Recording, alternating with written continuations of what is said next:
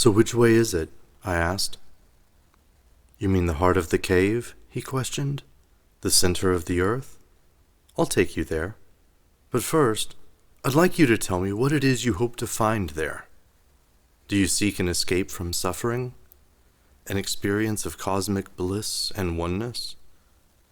Or are you simply subject to the pull of gravity, just like a lifeless stone, lacking any mind or will of its own?"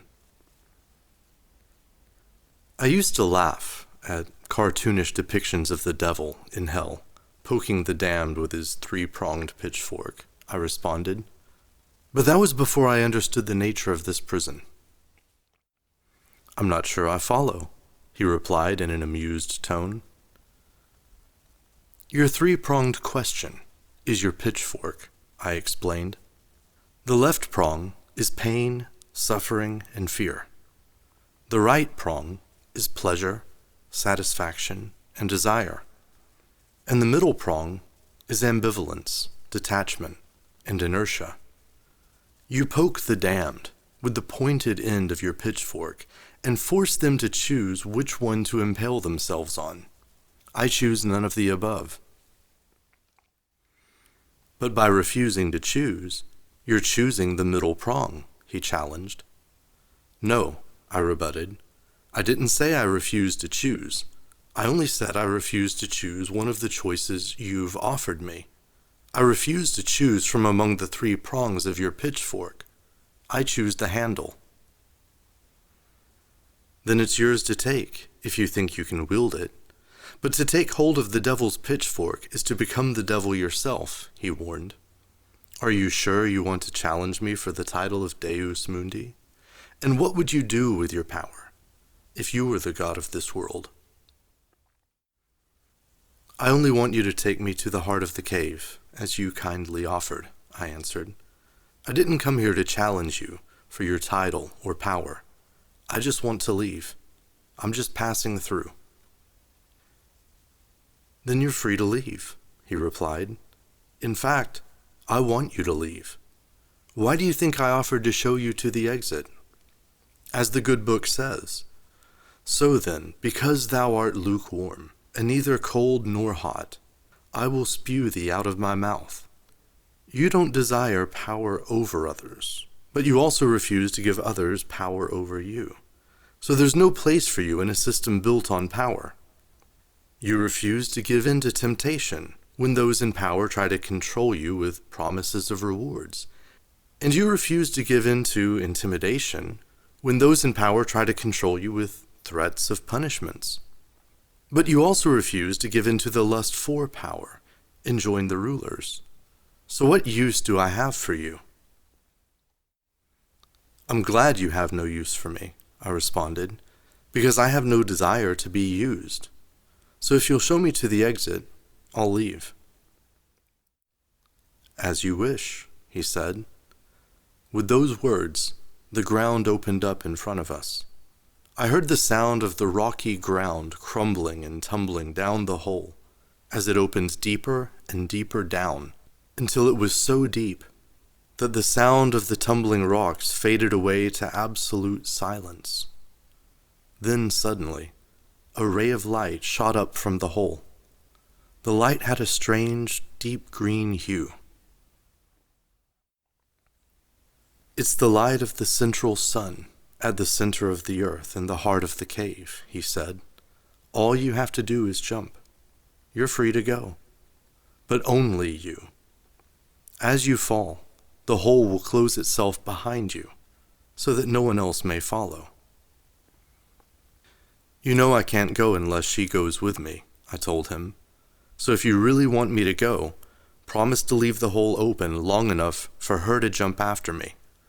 Or is this just another one of your tricks to keep me from escaping?" "Unless who goes with you?" he questioned me. "I see no one with you. You're all alone. Did you think someone was following you? Turn around and look for yourself. There's no one there." "You're lying," I shot back. "I know she's still behind me. She promised she would be, and I trust her." You don't have to believe me, he said. Just turn around and look behind you. You'll see for yourself that there's no one there. She made me promise I wouldn't look back, no matter what, I told him. But I have a feeling you know that, don't you?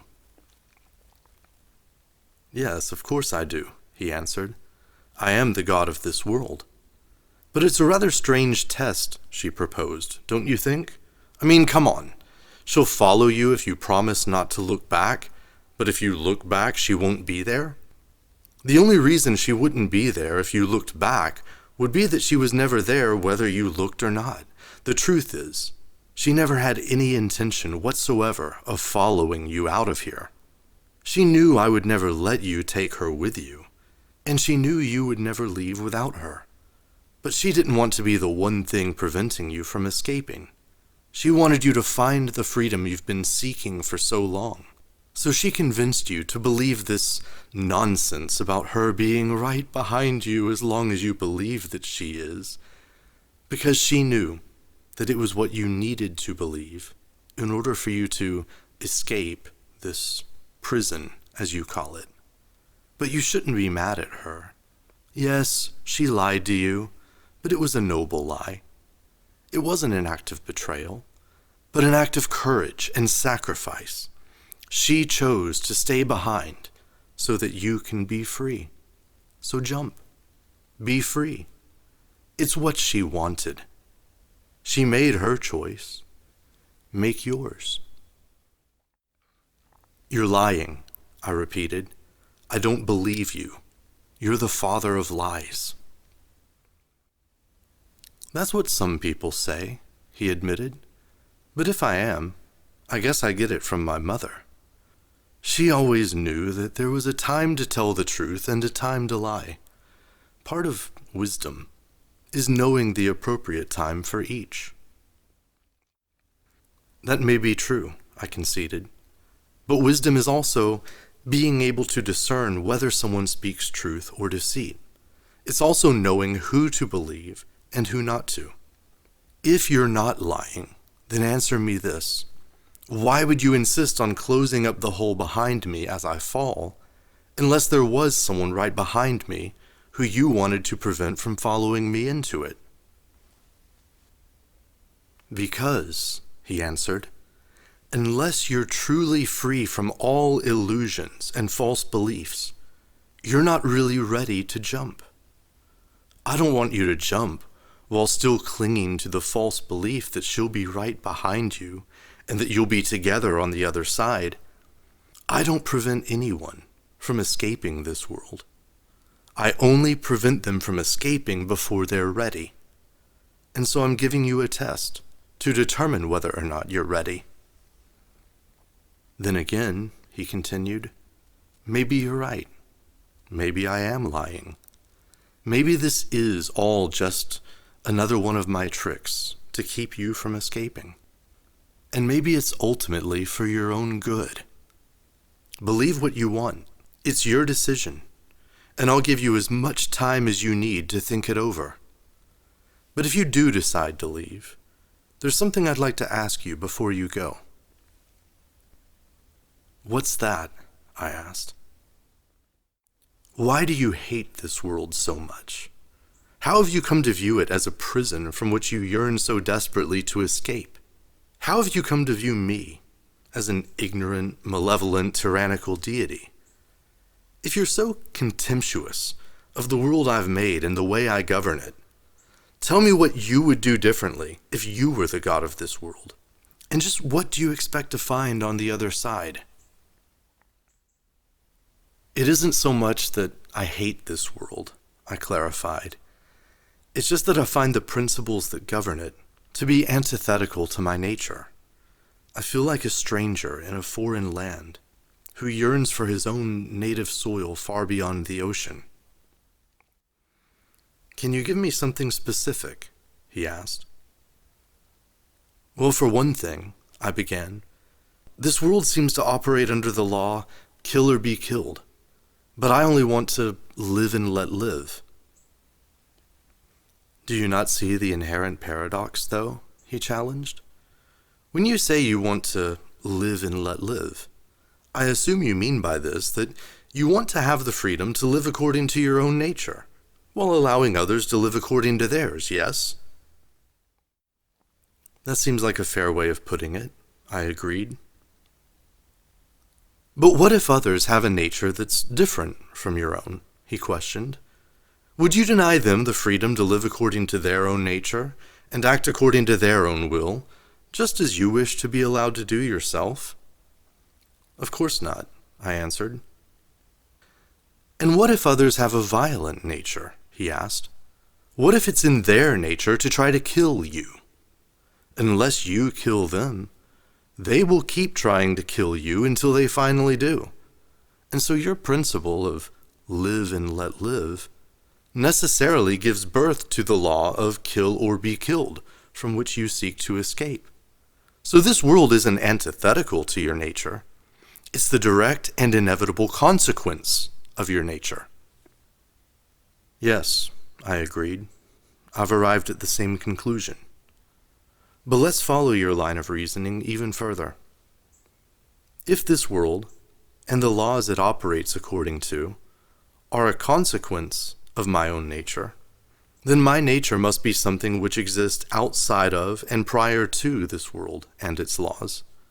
And so I'm not of this world you've created, and you're not my creator. If the world you've created is a consequence of my nature, then it would seem to follow that the process of its creation and its creator are also consequences of my nature. Would you not agree? I would agree that your conclusion follows from your premise, he said. Well, it was your premise, I reminded him. The conclusion follows from your premise. But of course, what matters isn't whether it's your premise or my premise, but whether the premise is true or false. Touché, he replied. But do you deny that you're the product of your environment? Do you deny that your nature is a consequence of this world? And if I'm the God of this world, and you claim to be greater than me, are you claiming to be the Most High God? Let me answer the second part of your question first, I responded. To summarize my view, yes, I believe that my true nature is divine. The Most High God is my true self. And in truth, this divine self is all that really exists. As the ultimate being, it contains all opposites within itself, so the manifestation of its nature is paradoxical. Let me get this straight, he interrupted. By itself, you mean yourself, right? Yes, I clarified, in an ultimate sense. When I speak of my true nature, I speak of the divine self, or the Most High God. But I don't mean myself as I appear to you now in this limited form. Obviously, I don't deny that this limited form is a consequence of this world. But this world itself, as we've agreed, is a consequence of my true nature. And so we can see that even this limited form is ultimately the consequence of my true nature. Therefore, this world and its creator are merely intermediaries through which my true self has shaped this limited form which it temporarily inhabits. If that's true, he countered, then I repeat my initial question. If I and this world are consequences of your own nature, then how can you justify calling this a prison, or claiming that this world is antithetical to your nature? There's no contradiction in this, I stated. I'm sure virtually all theologians would agree that God is self-aware and all-knowing. These are attributes of his divine nature, in other words. But it seems to me that these two attributes are really the same attribute. If we imagine a time before the universe began, a reality in which only God existed, what would it mean for God to be all-knowing? If God himself is all that exists, and if nothing exists aside from himself, then to know everything would simply mean to know himself. So self-awareness, or self-knowledge, and omniscience are the same thing for God, aren't they? I'm not convinced, he objected. I think I'm forced to agree with you that self-knowledge and omniscience are the same thing, but I think there may be a distinction between self-knowledge and self-awareness that you're ignoring. It seems to me that self-awareness refers to more of an experiential knowledge, while self-knowledge refers to more of a conceptual knowledge. I think there is a worthwhile distinction to be made there, I agreed. But even you yourself just referred to both of these as knowledge. So surely if we say that God is all-knowing, we must mean that God has both forms of knowledge. That is to say, he knows himself both experientially and conceptually. My proposition is that this world is a consequence of his conceptual self-knowledge. How so? He questioned. Well, I answered, it's one thing to have an experience of existing, but it's another thing to have a conceptual understanding of what it means to exist. In order to understand the concept of what it means to exist, he has to have a concept of what it would mean to not exist. Of course, non-existence doesn't exist. Only existence does. But the concept of non-existence does exist, as a consequence of the formation of the concept of existence. The formation of both concepts is necessary in order for God to have conceptual self-knowledge. The same is true of the concept of self and not self. Of course, only God existed. In other words, only self existed. To rephrase this in negative terms, not self is non-existent. In the same way that it's necessary to conceive of non-existence in order to conceive of existence, a concept of self requires a concept of not self. Of course, since there's nothing other than God and nothing other than existence, the not self only exists as a concept within a conceptual but non-existent world. And as we've already agreed, there's a distinction between conceptual knowledge and experiential knowledge. And in order to truly be all-knowing, God must have both kinds of knowledge. In order for God to be all-knowing, he must have an experiential as well as a conceptual knowledge of what it means to not exist, as well as what it means to exist as not self or other. But how could God experience non-existence? He challenged. In order to experience non-existence, he would have to exist, but that's completely self-contradictory. You're absolutely right, I agreed. If he didn't exist, he couldn't experience his own non-existence. He himself couldn't experience a world in which he himself is non-existent. At least he couldn't experience such a world as himself. But he could experience it as someone other than himself. But you said there is no one other than himself, he objected. True, I admitted.